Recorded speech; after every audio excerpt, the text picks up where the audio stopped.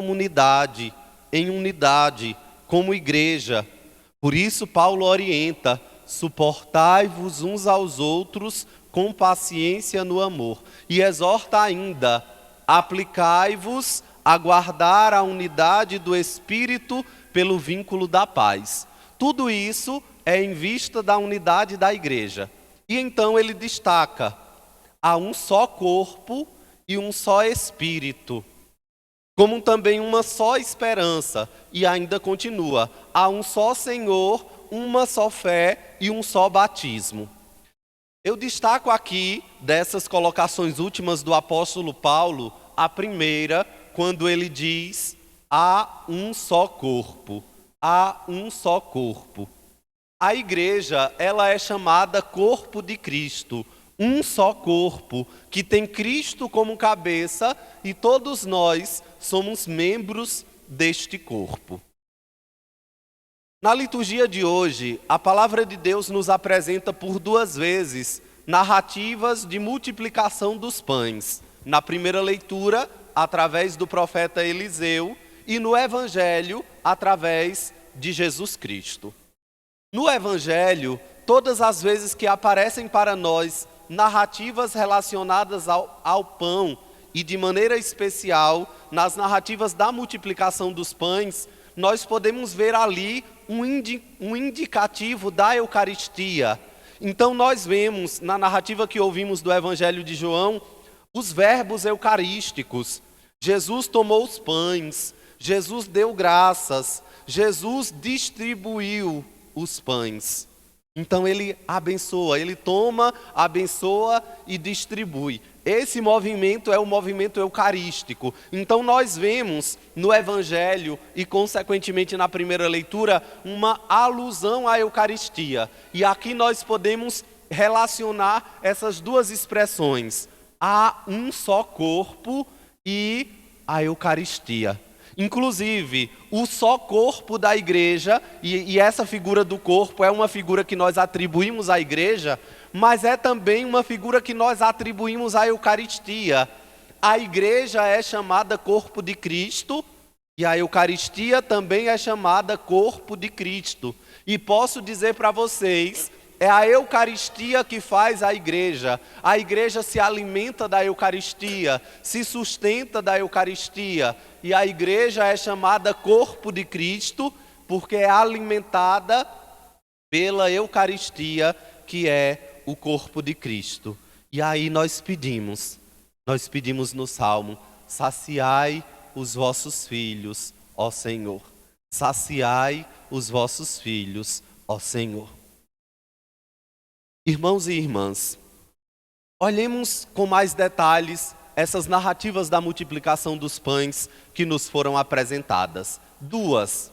A primeira, como disse, realizada pelo profeta Eliseu, e a segunda, realizada por Jesus. Mas vejam que no Evangelho, através da multiplicação dos pães, Jesus ele é reconhecido como um profeta.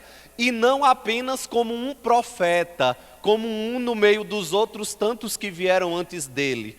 Mas Jesus ele é tido como o profeta. O Evangelho diz isso. Aconteceu a multiplicação e aqueles que estavam ali diziam: verdadeiramente este homem é o profeta com P maiúsculo. Jesus é o cumprimento de tudo aquilo que veio antes dele. Então podemos dizer que aquilo que Eliseu realizou no Antigo Testamento é apenas figura daquilo que Jesus realizou plenamente no Evangelho. Nós vemos que as duas narrativas, elas têm semelhanças grandiosas, mas uma diferença fundamental.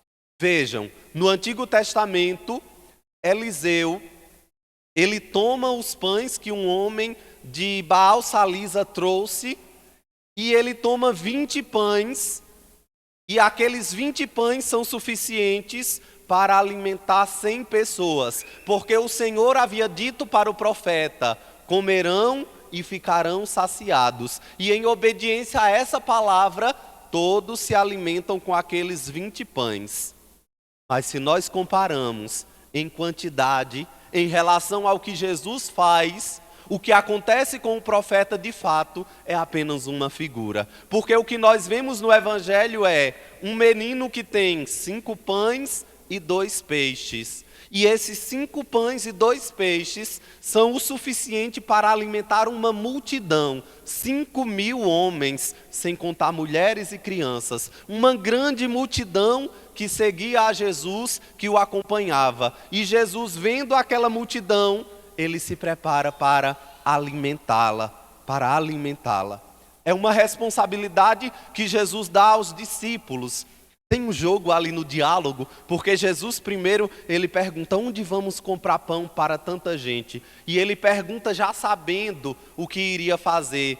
E por fim, é ele que diz aos discípulos, dá-lhes vós mesmos de comer. É ele que diz para nós, dá-lhes vós mesmos de comer. E nesse mandamento de Jesus, no dá-lhe de Jesus, é que acontece o grande milagre. Vejam que nós olhamos para essa narrativa e nós falamos do milagre da multiplicação dos pães, mas aqui no Evangelho de João não se fala de milagre, se fala de sinal. É um sinal que Jesus realizou, porque é um sinal de que Deus se preocupa com o seu povo, é um sinal de que Deus agiu em favor do seu povo, é um sinal de que Deus abençoou o seu povo, através daquilo ali que se deu.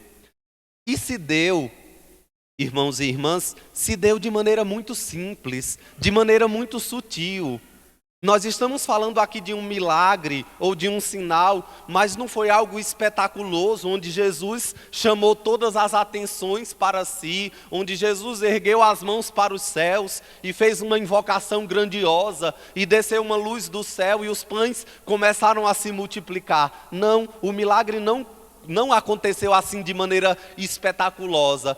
Com certeza ali no meio das multidões teve gente que nem percebeu que aquilo havia sido um grande milagre, porque simplesmente recebeu o pão, comeu e ficou saciado. O que aconteceu simplesmente foi que Jesus tomou aquele pão posto para a partilha e ele começou a partir. E ele ia entregando aos discípulos, e os discípulos iam distribuindo, e todos iam comendo, e Jesus ia partindo os pães, e por fim, todos comeram, todos ficaram saciados, e ali se deu o grande milagre. Qual foi o milagre? O milagre da partilha. Este é o grande milagre. É significativo ouvir isto hoje, no último domingo do mês do dízimo.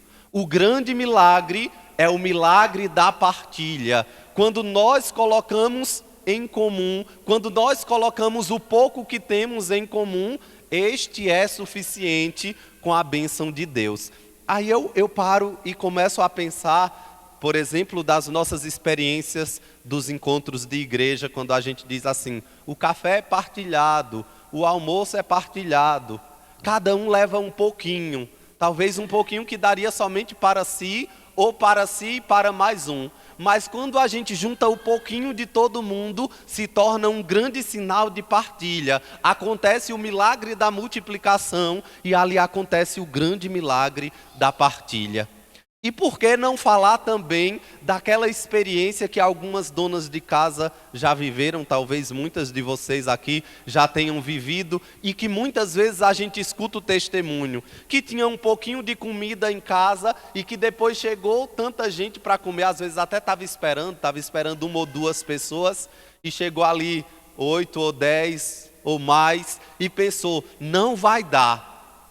Mas quando colocou em comum, mas quando foi capaz de partilhar, deu para todo mundo, todos comeram e ficaram satisfeitos e ainda sobra. Então, este é o grande milagre, o milagre da partilha. E este é o convite para nós, sabermos partilhar, especialmente com quem não tem. Sabermos dar de comer a quem tem fome. Aqui é o mandamento de Jesus. Dá-lhes vós mesmos de comer. E por fim, irmãos e irmãs, vale lembrar, somos igreja, somos corpo de Cristo, nos alimentamos da Eucaristia, que é o corpo de Cristo. E a Eucaristia é o grande sinal de partilha na nossa vida cristã. Nós que comemos do corpo de Cristo, nos comprometemos a saciar a fome dos irmãos e irmãs necessitados. Nos comprometemos com o mandato de Jesus: dá-lhes vós mesmos de comer. Para este dia, o nosso compromisso é este, o compromisso da partilha. Louvado seja o nosso Senhor Jesus Cristo.